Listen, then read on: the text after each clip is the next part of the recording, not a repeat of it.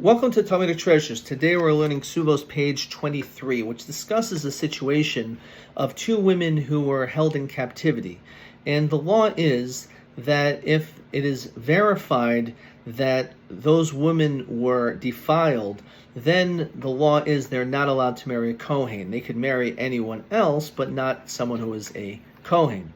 So in this situation, we find where a woman says, I am pure, I was not defiled, and not only that, my friend was also not defiled. Now, the sages are very lenient when it comes to these women in captivity, that even one witness, even a woman, they can testify regarding their friend and make that individual able to marry a Kohen, that we will believe their testimony.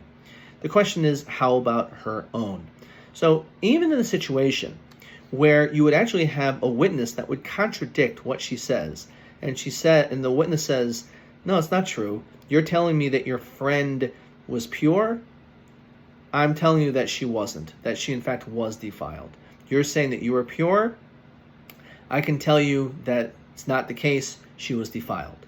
So in this, interestingly enough, we will believe the woman regarding her friend.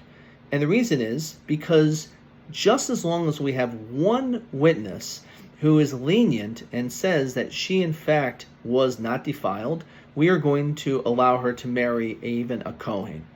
However, we're not going to believe her on her own. You can't testify based on your own words. You actually have to have someone else. You can testify for someone else, but not for yourself.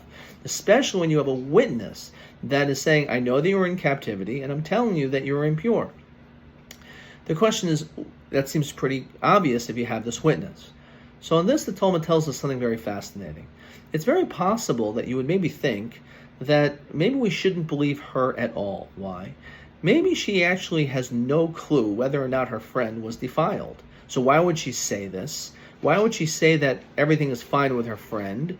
And the reason is because she also wants to make herself pure.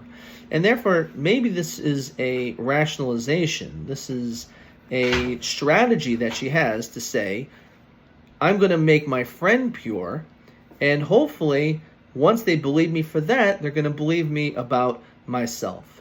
And on this, Talmud says, no, we're not going to assume that that was her motivation, and therefore we will, in fact, believe what she's saying is true about her friend. Unfortunately, again, for herself, because she's a witness against her, she's not going to be believed. It's a very fascinating psychological thought that sometimes a person may want to do something really with ulterior motives because they want something which is for themselves. They want something for whoever they are, whatever interest they have, but they don't want to give that impression. And therefore, they show that they're really doing something for someone else, and it turns out that it may end up being also along the way that it'll be good for you too. And the Talmud says that that is potentially the nature of a human being, that they will try to use some other excuse or make themselves look good by making someone else look good.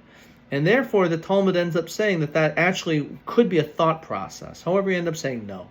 The reality is that if a woman testifies regarding her friend, we're going to believe her, and therefore, as we said, she's allowed to marry a Kohen.